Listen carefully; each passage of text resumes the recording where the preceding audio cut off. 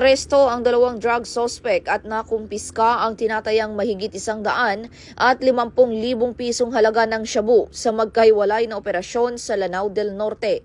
Kinilala ang mga suspect na si alias Jongjong, 46 anyos, at Emily na 42, habang si Penot na 46 anyos ay patuloy na pinaghahanap matapos hindi abutan ng isilbi ang search warrant sa kanyang tahanan.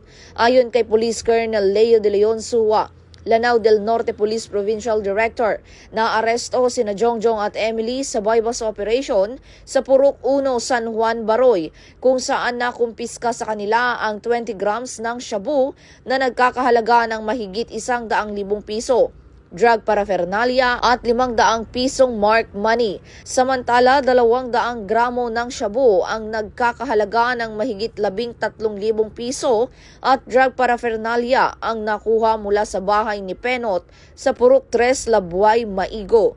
Tinitiyak naman ng PNP na magpapatuloy ang kanilang mas pinaigting na kampanya kontra iligal na droga upang mapanatili ang kapayapaan sa lalawigan.